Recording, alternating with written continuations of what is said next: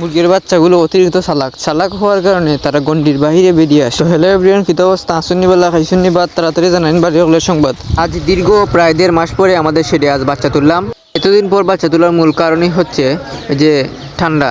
এই যে এখন যে ঠান্ডাগুলো ঢুকতেছে, এই ঠান্ডা কিন্তু মুরগির বাচ্চার অনেক ক্ষতি করে। এজন্য শীতের এই সময়টুকু মুরগির বাচ্চার উপর খুবই প্রভাব ফেলে। মুরগির বাচ্চা তোলার প্রথম দাবি হচ্ছে বুটিং করার। বুটিং না করলে কিন্তু অসুস্থ হয়ে যেতে পারে। আর আপনারা অবশ্যই একটা জিনিস খেয়াল রাখবেন যে এই বক্সগুলোকে দূরে ফেলে দেওয়া, এগুলো কিন্তু ভাইরাস। আপনার এবং আপনার বাচ্চার অনেক ক্ষতি হতে পারে এই ভাইরাস থাকলে। প্রথম দিন যেদিন বাচ্চা তুলবেন সেদিন কিন্তু খাবার পাত্রে দিবেন না। এরকম এই পৃষ্ঠা, যে কোনো কাগজের পৃষ্ঠার মধ্যে ছিটিয়ে খাবার দিবেন এবং পানিগুলো পাত্রের মধ্যে দিবেন। অবশ্যই প্রথম দিনের খাবারে পানির মধ্যে ঔষধ মিশিয়ে দিতে হবে, না হলে আবার মুরগির বাচ্চা দ্রুত বর্ধনশীল এবং অসুস্থ হয়ে পড়ে যেতে পারে। আমরা প্রত্যেকবার কালার বাড়া টাইগার মুরগ তুলি, এবার তুলেছি আমরা সোনালী মুরগ। আর এবং বর্তমানে সোনালী মুরগের দামটা একটু কম এবং খাদ্যের দামটা একটু কম, এই জন্য সোনালী মুরগ তুলেছি।